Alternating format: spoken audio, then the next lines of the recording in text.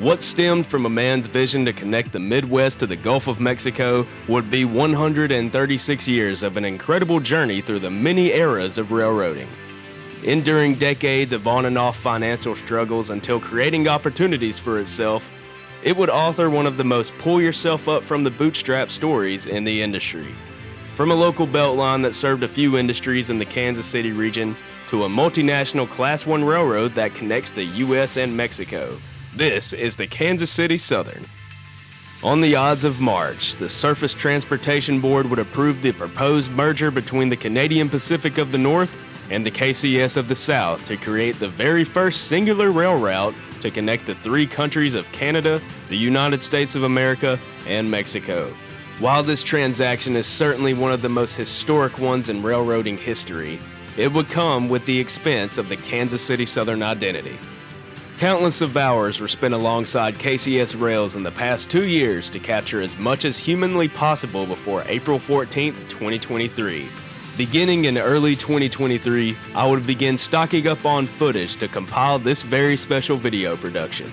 With visits to 5 different subdivisions across the system, you'll be seeing a great variety of KCS operations. Intermodal stack trains bound for metroplexes, grain trains battling the grades, locals serving individual customers, and so much more in the states of Louisiana, Arkansas, Oklahoma, and Mississippi. These are the final days of a historic journey. This is Kansas City Southern, the end of an era.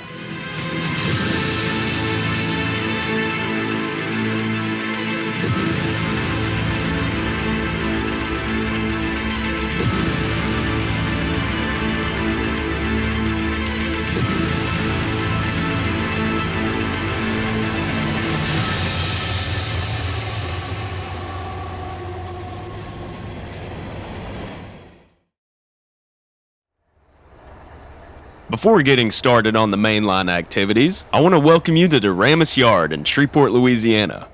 Built in the 1950s to accommodate growth, this rail yard serves as the heart of the Kansas City Southern system. Trains continuously leave out of here to go north, south, east, and west. Along with road trains departing for their long journeys, yard jobs such as this one are always switching on a 24/7 basis. Remote-controlled SD40 locomotives are in charge of all the yard jobs here. While once the SD40s were the primary workhorses for the railroad, you can only find them in just a few select places across the system today. This was filmed on the fittingly named KCS Road on the north end of the yard.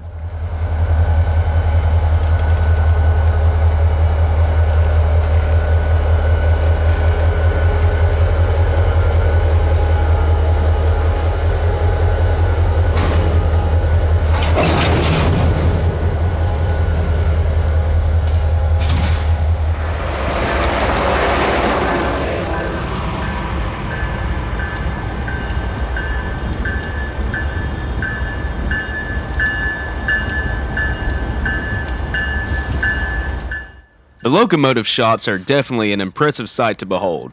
There are always locomotives shuffling in and out of the shops, such as this set of power heading to the north end of the yard. While the Southern Belle paint scheme has mostly taken over as the dominant one on the railroad, we will be seeing several gray ghosts all throughout this video, such as this KCS de Mexico AC44 reversing into the shops to have some work done on it. Duramus Yard sits right in the middle of what the KCS calls the Shreveport Terminal subdivision. Putting it simply, the Shreveport Terminal spans out several miles from each side of the yard to accommodate the 5 separate lines that converge here at Duramus. It is the final minutes of daylight, and just a few miles north of the yard at Boswick Road, we catch an oil train that just came off of the Shreveport subdivision and is currently on the terminal, where it will receive a fresh crew to continue its journey south to Port Arthur, Texas. Ironically, Canadian Pacific is almost always the power for these oil cans since they originate up in Alberta.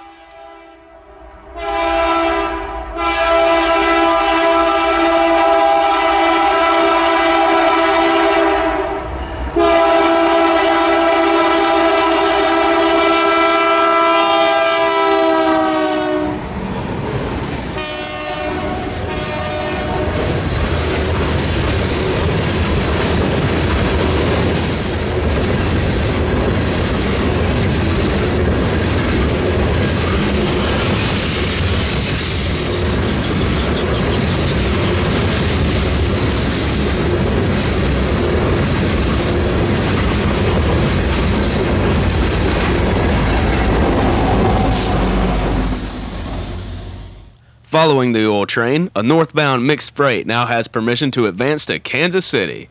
This is MSHKC, which is currently referred to as M263. Take note that this video was taken in January, just before many of the symbols were changed. Behind the trio of road locomotives is an MP15 switcher. I'll give you 3 guesses of what the heritage is on this locomotive. It's currently owned by Larry's Truck Electric and is either being assigned to a new location or is heading back up to the LTEX facilities in Ohio.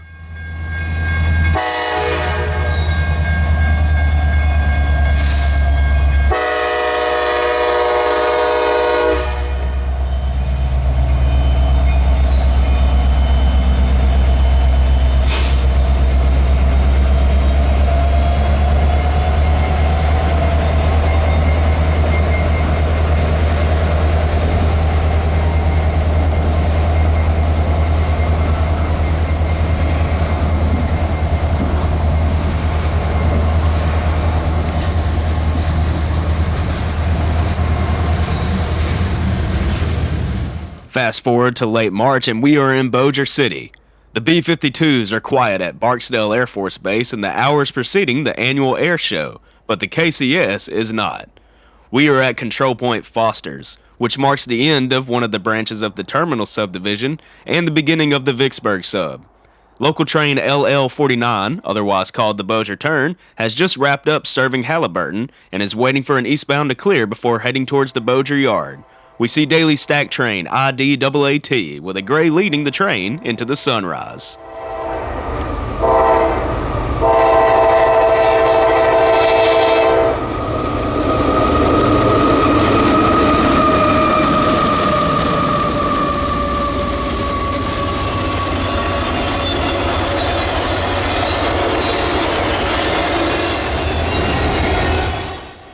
Once our stack train clears, LL49 will be given the highball.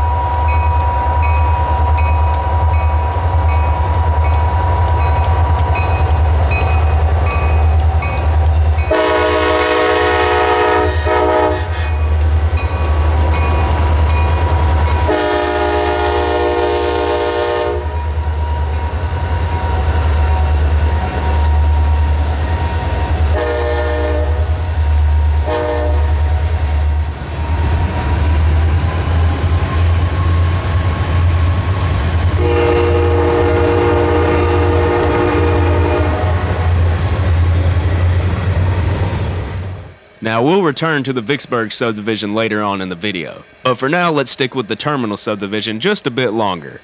Now we're going to catch the LL49 once again on the south end of Duramus Yard. As you can see, the engineer seemed to be excited to see our cameras.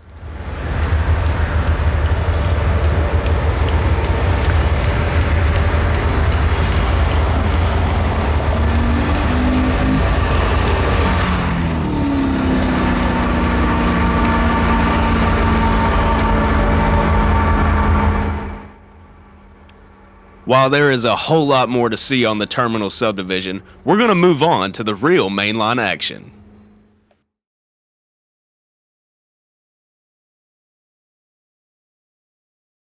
We would make 2 trips to the route that runs south out of Shreveport, the Beaumont subdivision, which runs down towards Beaumont, Texas. Like several towns along the line, the KCS depot here in Maney still stands, and right beside it is a maintenance of way siding. It doesn't take long for a southbound to show up in the form of a loaded grain on this January morning. The grain train in question originated in Jacksonville, Illinois, and is making way to Mexico City. A pair of EMD SD70 ACEs are on the point, as a GE ES44 AC brings up the rear on DPU duties. Both of the Class 1s claim that once this merger is complete, that traffic will be noticeably increasing over the next few years. This will come with the addition of new sidings and upgraded signal systems to ensure the line can handle the extra capacity.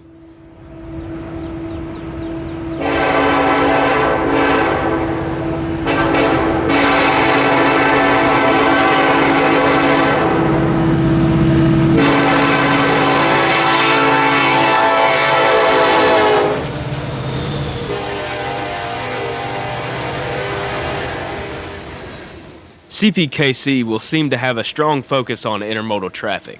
At the time of filming this documentary, most intermodal traffic on the Beaumont subdivision is usually just slapped onto the rear of a manifest. In 2022, though, KCS and CP would run test intermodal trains from Chicago to Mexico as Train 181. They must have been satisfied with the results, because it is claimed that we could see regular service beginning as soon as late April to early May. Just a few miles south in the village of Fisher, we leapfrog ahead of our grain loads to catch it negotiating the curve by the old depot and caboose.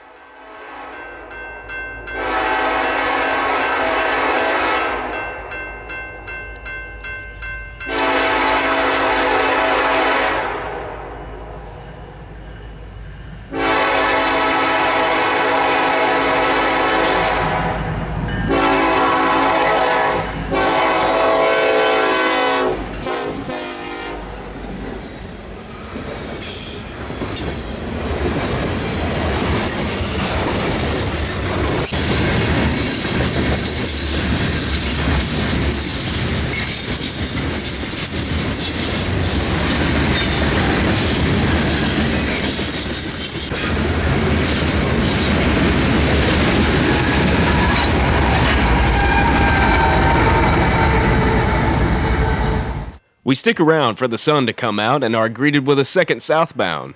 This is Manifest Train MSHBM. This was filmed not long before the majority of the train symbols would be converted to the new CPKC symbol configuration. We'll see this same train at a later date with its new symbol.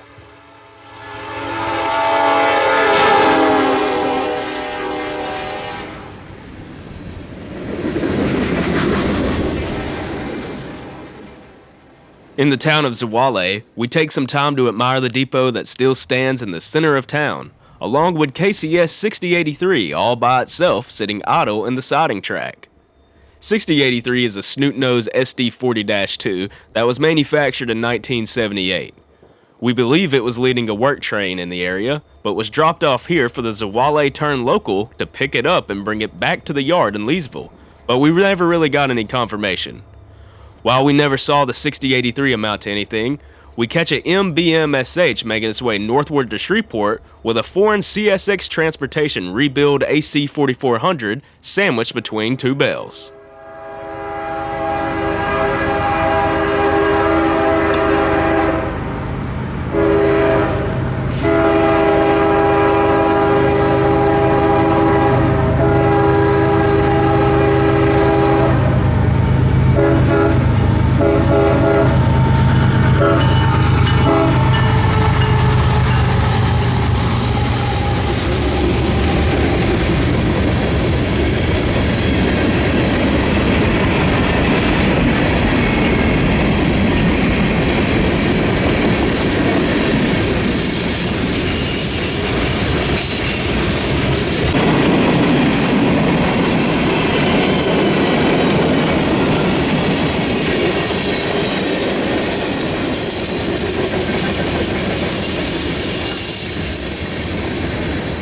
Fast forward to March 1st, and we are beside the old depot and KCS yard here in Leesville, Louisiana. We find the Leesville Dodgers switching the yard with a pair of SD40s. Unfortunately, while we were here, they wouldn't leave the yard or even come all the way over the crossing. But luckily, we would get word of an M276 en route to switch the yard.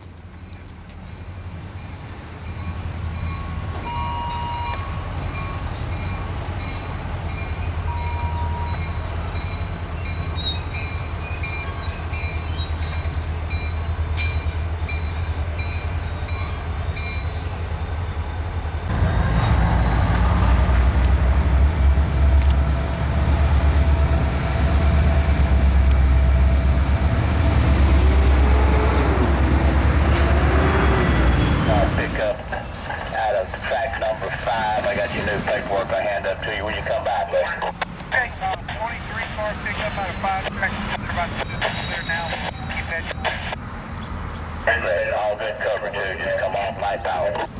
All good cover.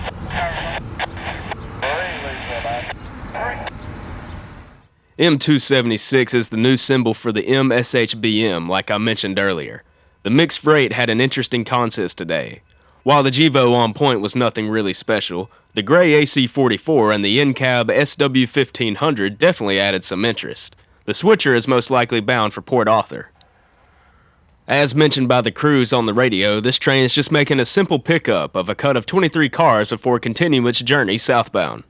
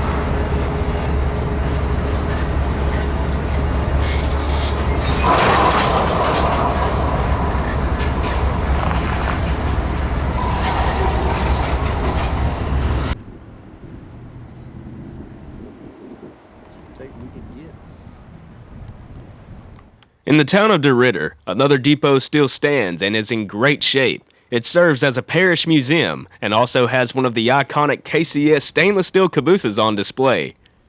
Here we see our M276 with a highball through town.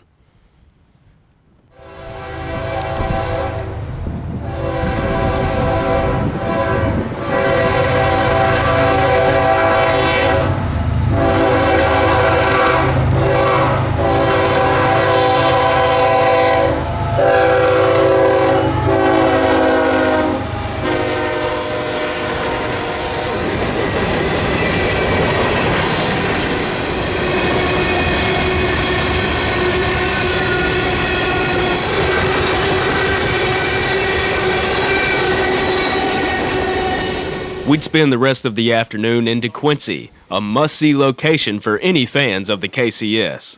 While waiting on something to roll by you can check out both the indoor and outdoor exhibits, showcasing some great railroading history. M274 is seen passing by on its way south to Sanchez, Mexico. Now we see a gray ghost leading the charge, followed by a sought-after Mace. This train is distinct thanks to its cut of TMX and JB Hunt intermodal cuts in the rear of the train. M274 originates out of High Oak Yard outside of Jackson, Mississippi.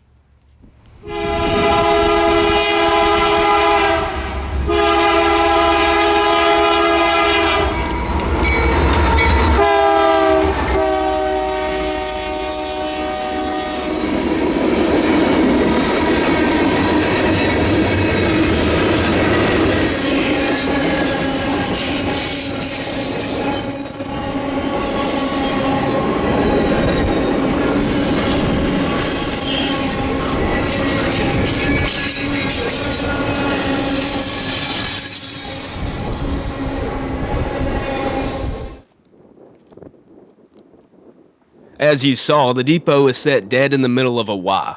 The track splitting off to the left is the Beaumont sub, while the track going off to the right is the beginning of the Lake Charles subdivision that heads south towards the Mossville Yard.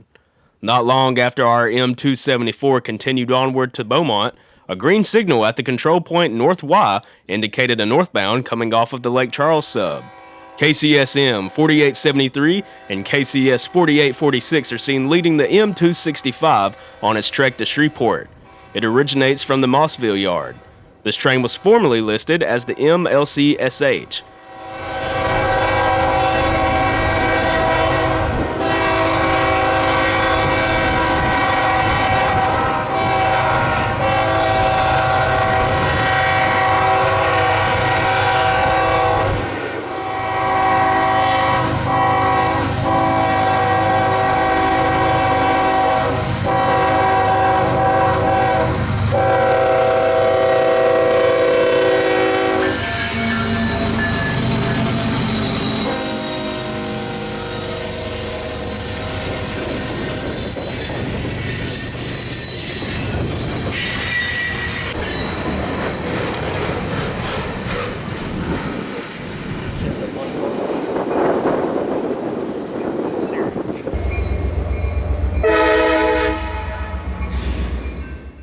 Before long, another train from the Lake Charles subdivision would arrive.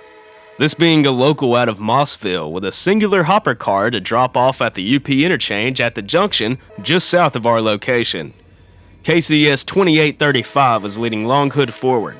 This motor is a GP40-3 that originally was ordered by the infamous Penn Central before landing on KCS. This unit would have 3 different numbers while serving under KCS. Originally, it was KCS 758, later changed to 4788, and then finally to its current number, 2835.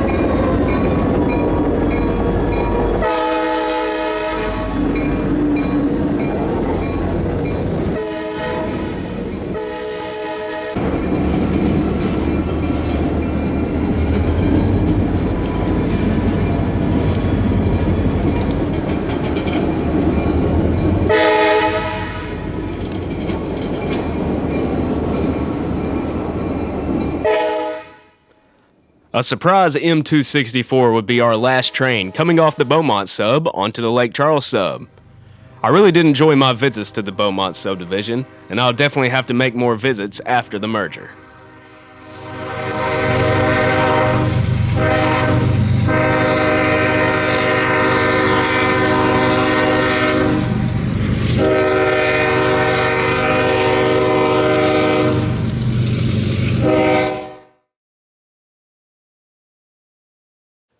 Moving north out of Duramus and Shreveport, Louisiana, let's take a look at the Shreveport subdivision that runs all the way up to Heavener, Oklahoma. This line is popular among rail fans thanks to its very scenic Rich Mountain area. We'd spend the day in the area on March the 4th, and we'll kick it off with an empty northbound grain train passing us right at the summit of Rich Mountain to begin its downgrade run to Heavener.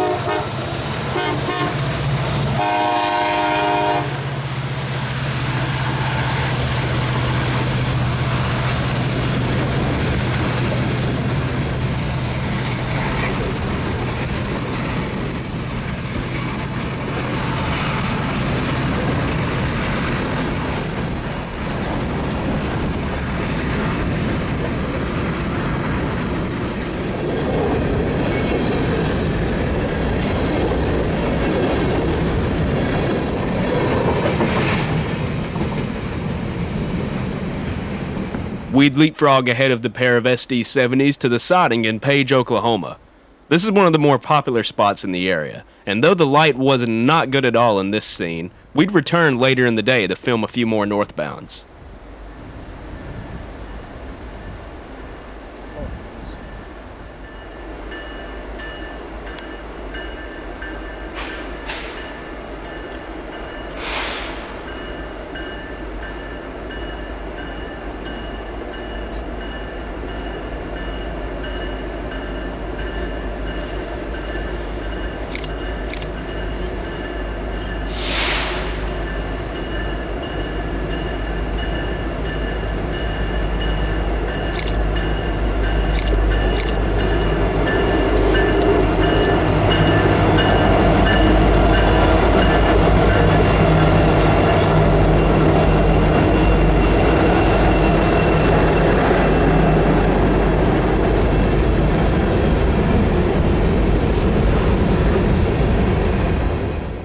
A southbound coal train is seen negotiating the iconic S-curve just a few miles from Rich Mountain. This one specifically is one of the TXU coals that originate on BNSF rails up in Wyoming. Along with BNSF coals such as this one, Union Pacific coal trains are also a common sight on the Shreveport sub. The S-curve is not only great from a visual standpoint, but also the sounds of these massive freights battling this grade are certainly memorable. This spot has been a favorite of both rail fans and the railroad alike. KCS has used it for promotional and marketing purposes since the steam era.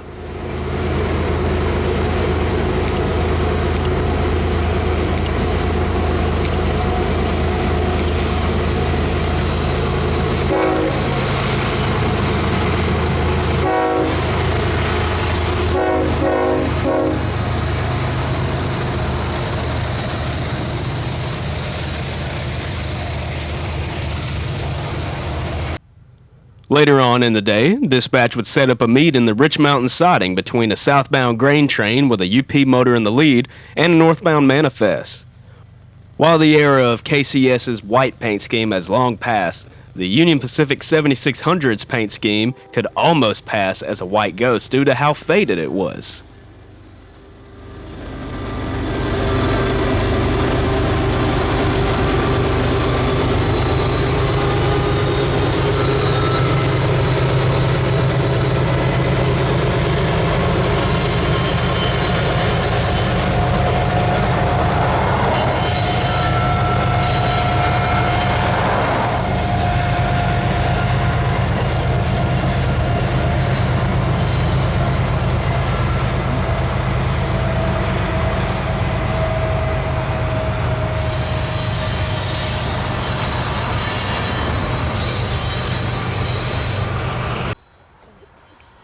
Northbound mixed freight train M263 is heading up to Kansas City with a trio of bells in the lead. I look pretty from David. Get a picture.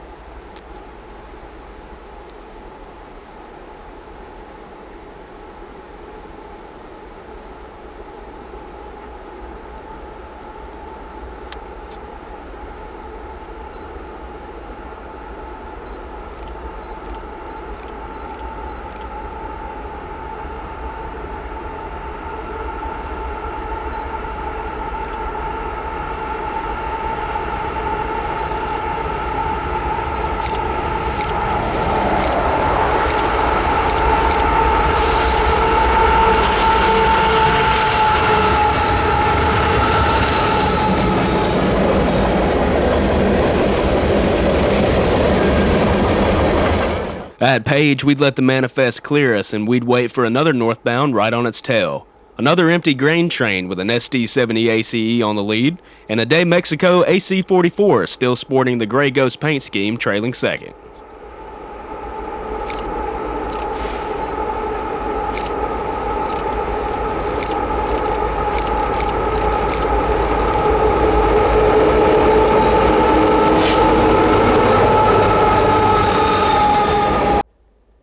Here we see our grain racing over the curve at Blue Cut, milepost 353.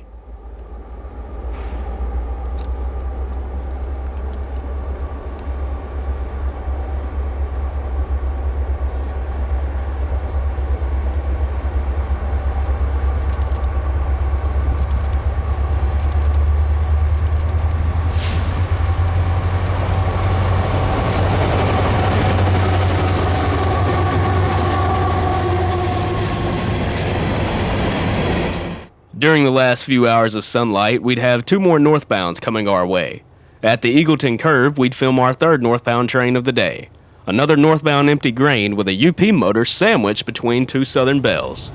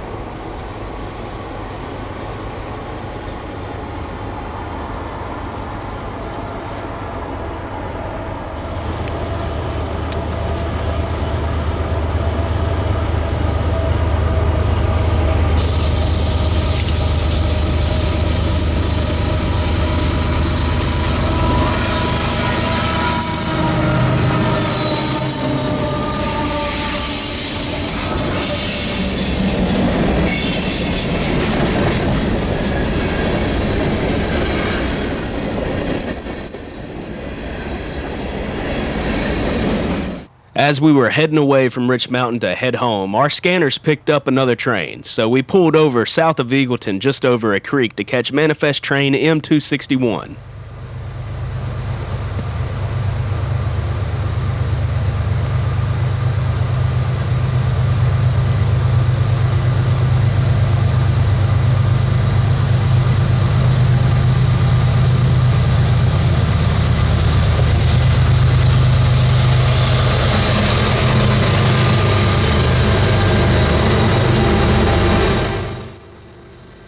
I would definitely call my last outing on Rich Mountain while it's still pure KCS a success.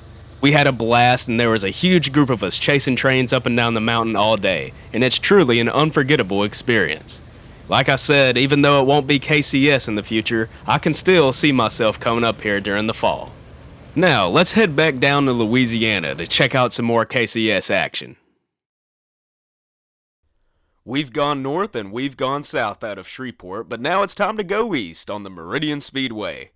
So the Speedway is a 320-mile segment of track spanning from Shreveport, Louisiana to Meridian, Mississippi. The line consists of two subdivisions, the Vicksburg and Meridian subs. While the majority of this footage was taken on the Vicksburg sub, you'll see a few clips across the mighty Mississippi in the Magnolia State. Let's kick it off with an M275 passing by the old Vicksburg, Shreveport, and Pacific Depot at the Control Point 119 in Arcadia, Louisiana. This train is the counterpart for the M274 that we saw in the Beaumont sub earlier in the video. This train originates in Mexico and is bound for Jackson.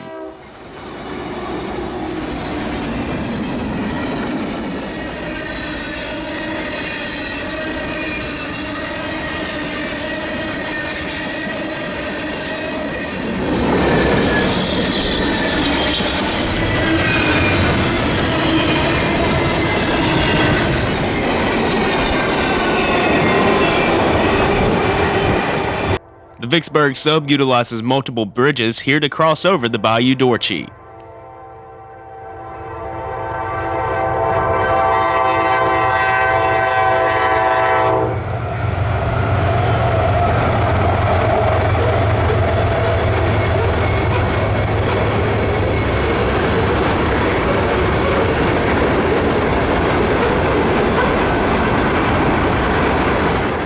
We would catch up with the KCS 4586 later on in the day, but first we'd catch a train at Met in Gippsland, exiting the siding at the milepost 129.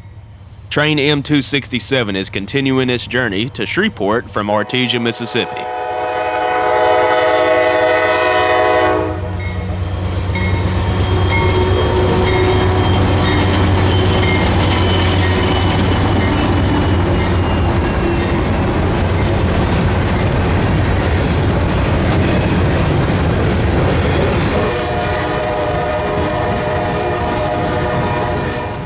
From the Highway 80 bridge in the Ada Taylor area, we set up for another run by.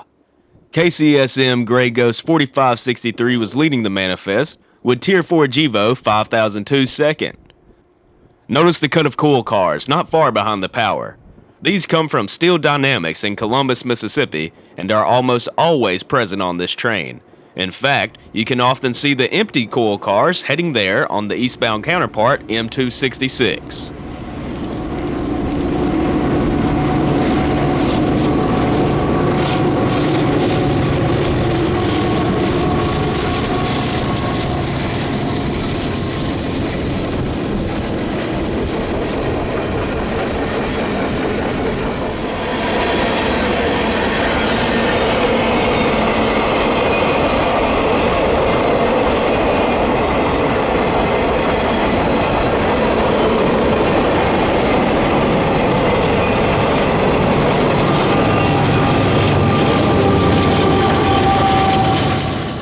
Over 60 miles to the east in Monroe, we find ourselves by the Magenta siding. One of the handful of SD-70 Max that remained in service on the KCS roster is waiting patiently as MOW workers place rocks on the tracks. Remember 4586 from earlier? Well, we listened to it receive clearance to pass through the work area from the foreman. Daily from 0700 hours, 1730 hours, in all directions, EIC Brazier. King BL35 with stop code does authorize the KCS 4586 proceed to my tire form big limits. That's your maximum authorized speed. When I'm stopping at the red board, then place at milepost 64.20. All men moving off the rail in time. The KCS 4586 East, copy number Vicksburg stuff. Close number 4175, forward B to milepost 58.7. 64.2 on the main, effective 3/17/2023, data from time 0700 until 1730. All directions, EIC Brazier, gang BL35, stop code stop, former Brazier authorized, KCS 4586 East. May proceed through his entire limits at maximum authorized speed without stopping at his road board, place milepost 64.2. All men and equipment are in the clear, over. Yes, sir, KCS 4586 East, that's correct on the read back. Have a good day, be safe, BL35 out. That's correct on read back. Yep.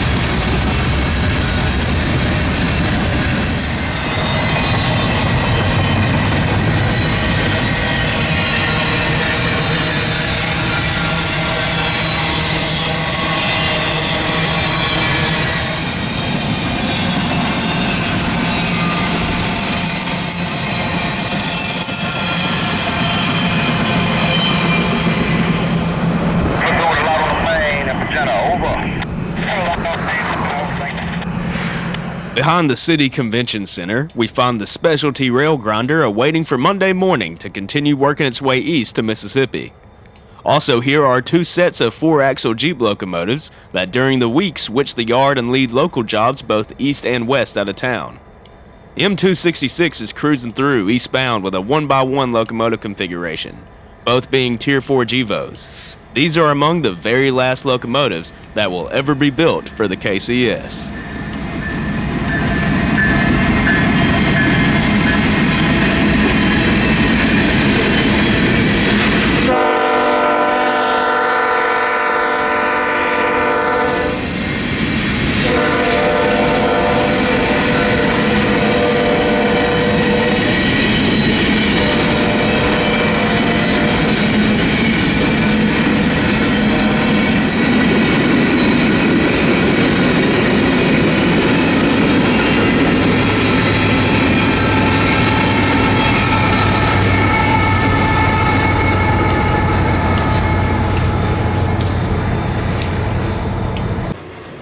In order to clear the magenta siding for an incoming train, our rock train has received orders from dispatch to shove several miles back to a small MOW siding in the next town to the east called Start.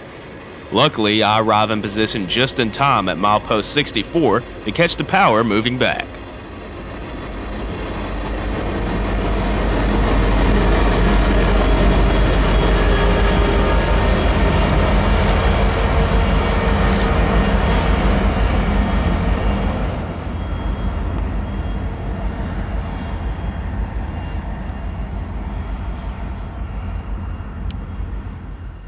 Let's bring it back west to Gibbsland, once again in the middle of town. We find one of the many short lines that KCS interchanges with on the speedway, shoving into the interchange track. This is the Louisiana and Northwest Railroad's Job 1.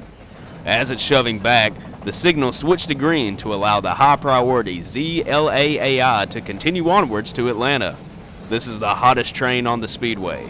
It originates in California, deep within Union Pacific territory, where it journeys all the way to Shreveport to hand off to KCS crews. With KCS as the middleman, it hauls along the system until reaching the interchange with Norfolk Southern, who closes out the cross-country trip in Atlanta. Union Pacific is almost always in charge of this stack, so it's one of the easiest trains to identify.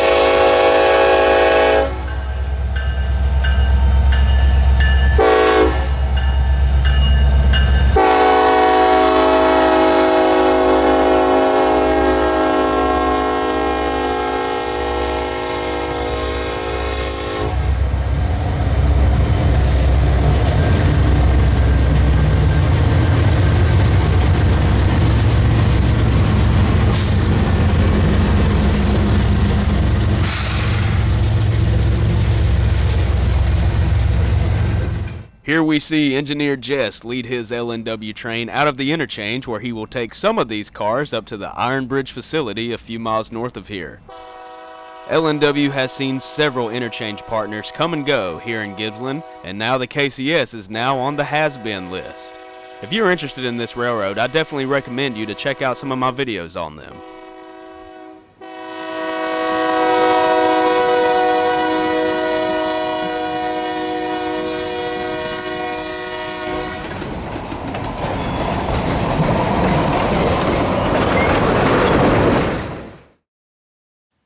Ruston would be the first place I'd see to lose its KCS identity before the merger.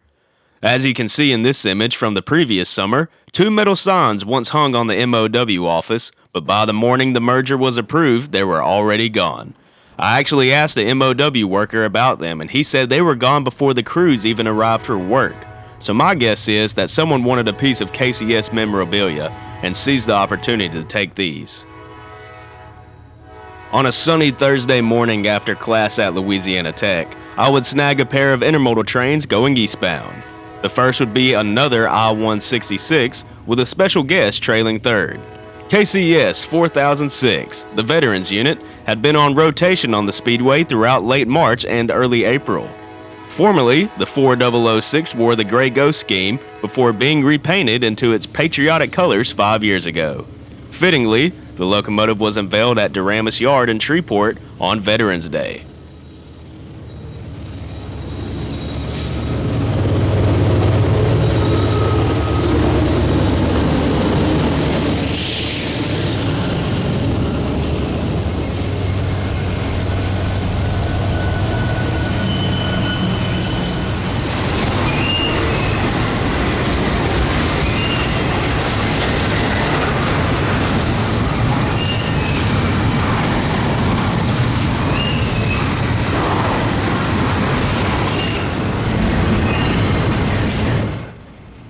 Once again, here we see a switch from intermodal cargo to general merchandise. So following close behind our train here was intermodal IDAAT. I'd repositioned to the east outskirts of town, but I wouldn't have nearly as much time as I thought, so I'd have to quickly throw the tripod down and hit the record button. KCS SD70 ACE number 4150 leads an almost pink KCSM AC44 through milepost 100.8.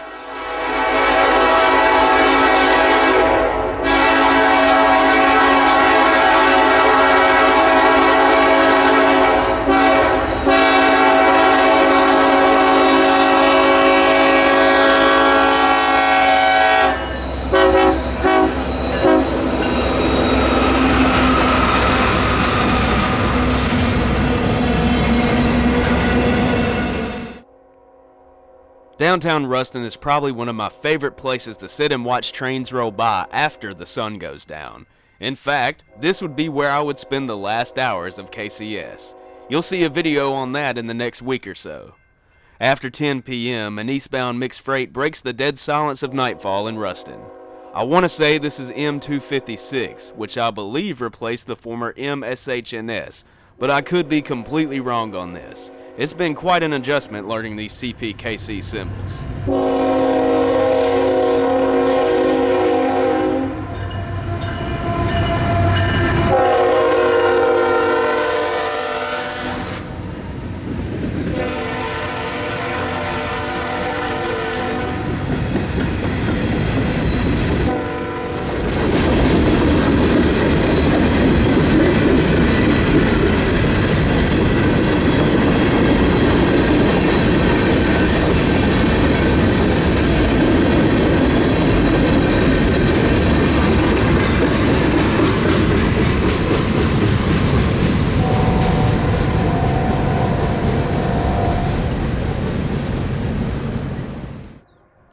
With less than 2 weeks to go before the merger date, we find ourselves on the eastern end of the Vicksburg sub in Delhi at milepost 35 as another IDAAT races by some of the silos that are a common sight in the region.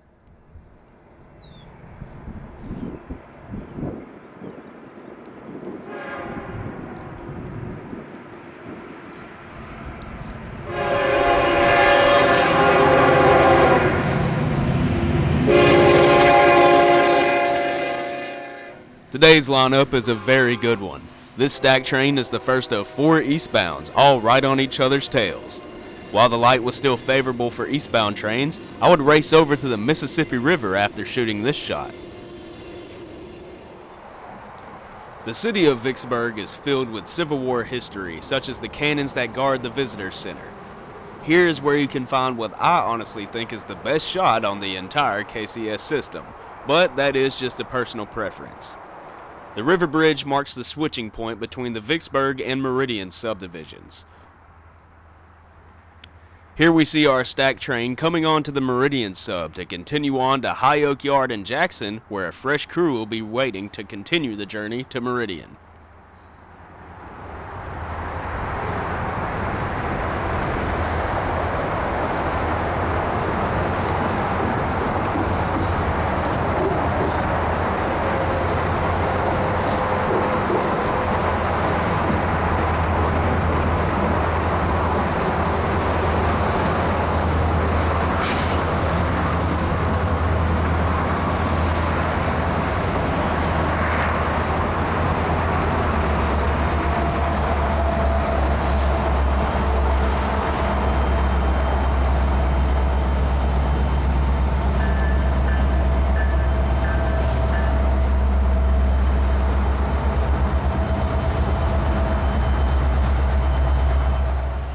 We leapfrog to the second most popular spot in Vicksburg.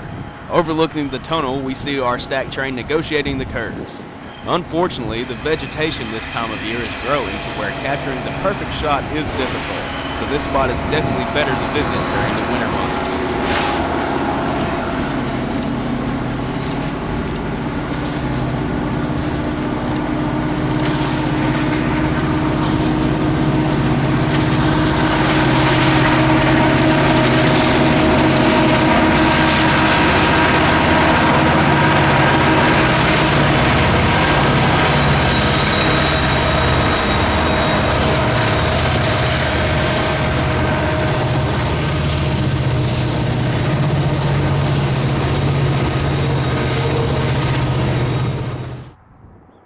While I would miss the Union Pacific stack train, luckily there were still 2 more eastbounds behind it. I managed to get back to Louisiana, but just barely. Just behind the UP stack we find M275 waiting in the Beauvais siding here in Delta. Dispatch is making the train wait here to allow some space to be created between the stack train ahead of it. It does not take long for dispatch to give the 5016 a clear indication to move into Mississippi.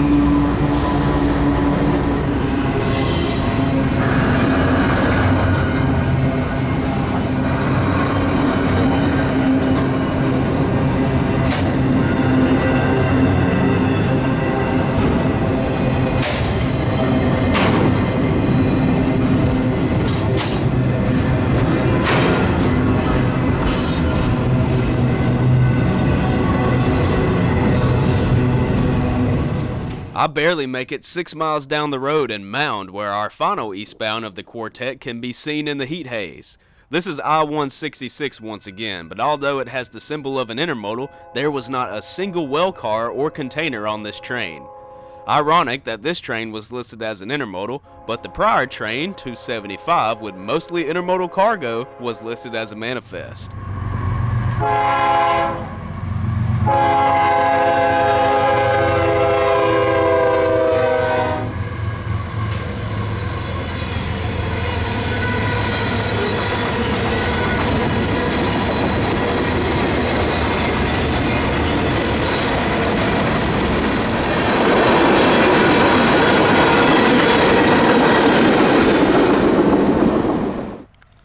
The final week of the KCS is upon us, and fittingly, it is a gloomy day.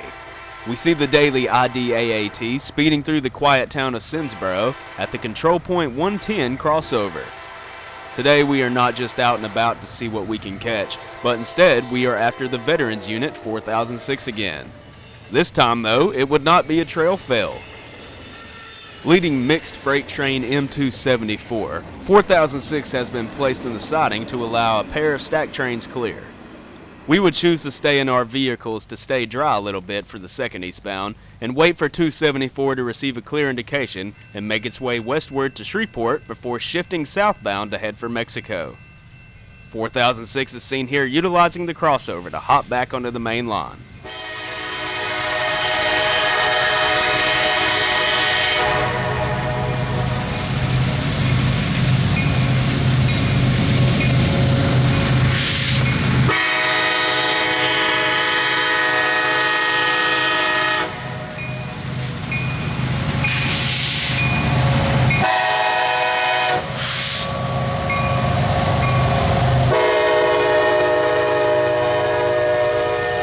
We jump ahead of the train to Gippsland. I know you're probably tired of seeing this town in the video, but I gotta say, this town is busy on a regular basis, and this proves my point. The Bossier Turn local, the LL49, has just dropped off its entire train for the local short lines to pick up. Dispatch allowed the quartet of Jeeps, including 2 Eco rebuilds, to stay on the main line as our westbound manifest will utilize the siding to run around the local.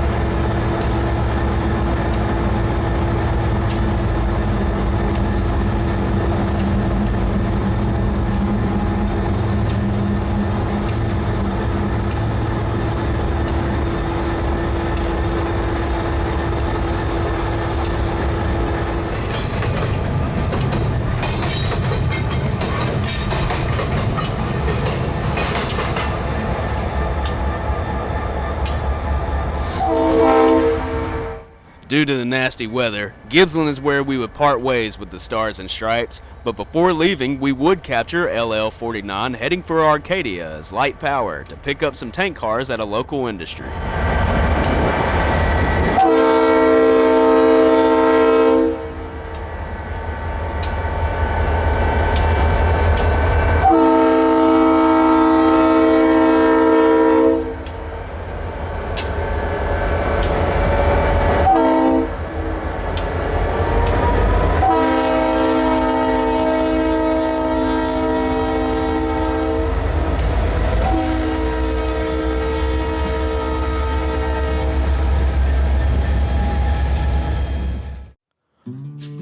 This will conclude this very special production of some of the last months of KCS operations.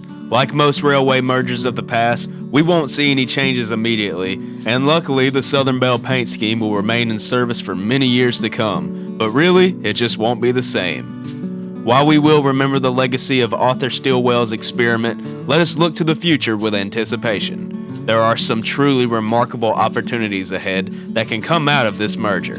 Uniting the entire North American continent will change the American railroad industry completely. We have truly witnessed one of the most historic events in railroading history. The Kansas City Southern will always have a special place in my heart, along with countless of other people. I do hope that you've enjoyed this video, and if so, please leave a like down below, and maybe subscribe if you haven't already. I hope to see all of you tune in for my next video, which will cover my true final days on KCS down to the final minutes. While they won't be KCS, I will see you somewhere out there along the rails, and as always, thanks for watching.